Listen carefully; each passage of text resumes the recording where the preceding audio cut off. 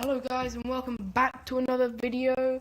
Today we're going to be going on to episode 7 of What If Civilization Started Over.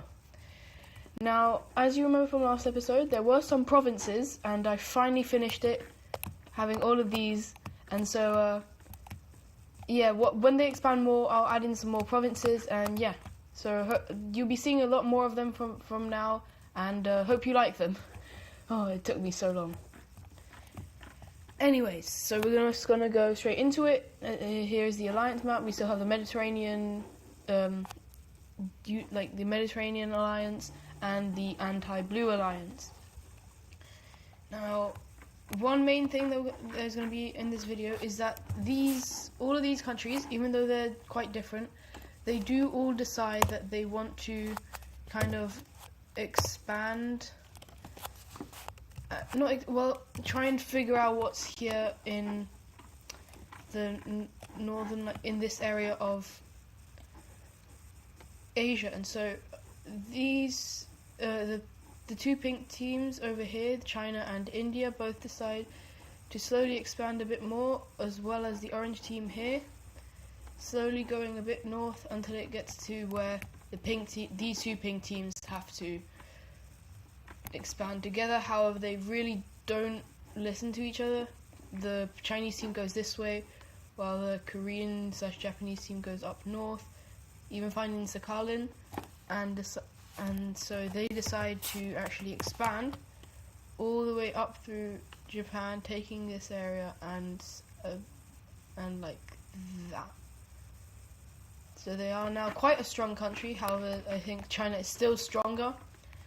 And we have an interesting thing inside here. Something happens between the two something happens inside the the Korean country, where some people decide to leave, and it's basically a country that likes the Chinese team, and so they leave they take a bit of the land that they just acquired. However, they mainly take over this area like that.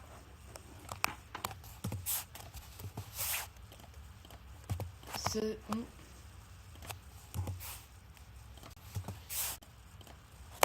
this area is a new Chinese aligned country, and so their capital city shall be right here. And the Chinese country also decides that they want to expand north, joining up with their new ally. Now, the blue team is really not liked by most of the countries that it borders. It's decently good friends with the purple team, but otherwise they don't have that many friendly borders. As you can see, everyone in the circle team literally hates them, and the square team, they don't really mind the blue team, but they don't like how they're expanding into the Mediterranean. And so they have to do this alone. So they just start expanding over the plain as well, quite quickly, because they have a very advanced exploring team. Well, this is as far as they get, and so all these countries that's around this plain decide to expand. The blue team takes quite a lot, going all the way over there and taking this. This orange team decides to go quite north, going about there, and the pink team expands like this, and they can't really go much further because of the Himalayas. Finally, it's the Chinese team country the people in China do not really like the idea of what they're doing, and they don't really like a side, but they just don't want to be involved in any sort of war.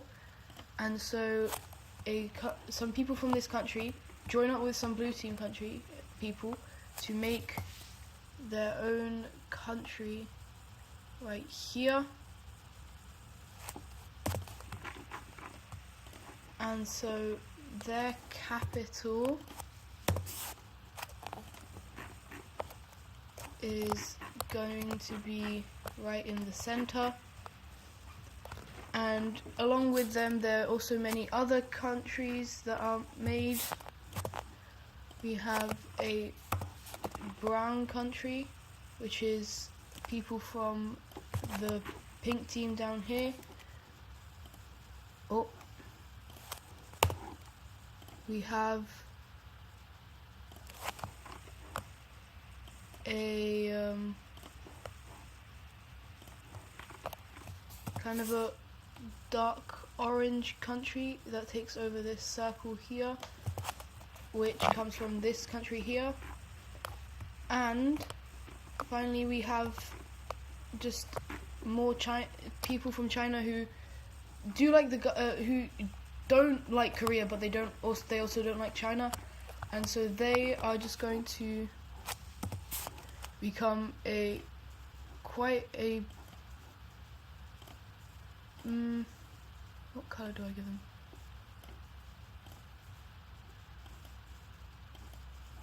Yeah, they are going to actually be quite a large country. Well, large for a new country. And so for their capital cities, we're gonna have this one there, and this one up around there. And so now we have a bunch more countries in the Asian region, and tensions once again between these two countries are rising quickly, as there is now actually a border of a anti like pink team country on their border, and so they are getting quite scared, and the stability in the northern new regions is not the greatest, so that might leave foreshadowing a bit. Now, something happens also here in the pink team, where we have we're going to turn on the provinces, and we're going to see some provinces is just breaking away. And so these provinces are going to be decently suspicious because they are nearing the border. Oh my days. Oh. They're nearing the border. It's all quite near the border. Oh, and also all of this. It's all the part that breaks away is actually really close to the blue team, and the capitals is also kind of near to the blue team. And the pink team, who is part of the circle team, thinks that it was funded, the revolution was funded by this blue team, and so it's not looking good for the. So the circle team is wondering if they should maybe invade the blue team, because of this might have been an act of aggression. However, while that's happening, the blue team decides that they are going to make their own alliance. The country that join it is this purple team, and nearly completely confirming the suspicions of the circle team, this eastern pink team country, and surprisingly this orange team, who doesn't really like the red team. And so now we have 4 major alliances on the map.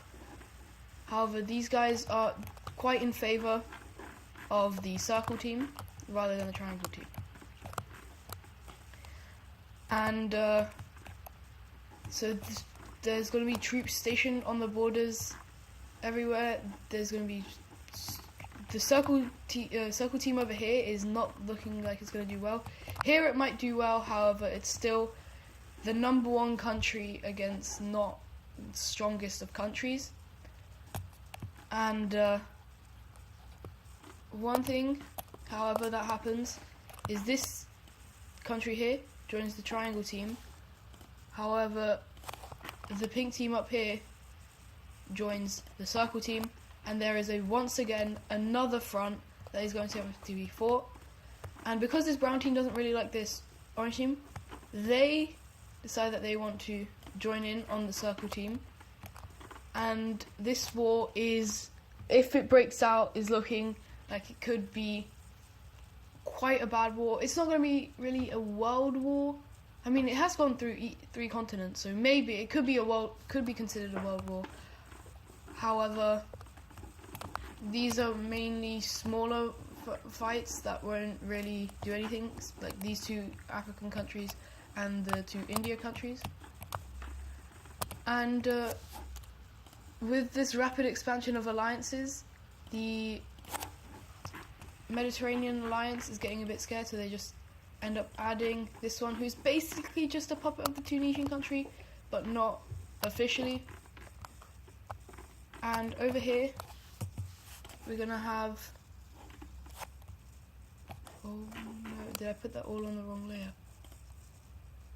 Oh, I put it all on the wrong, but I'll just fix that later. That's a bit annoying. But we're gonna have a revolution from this team right here.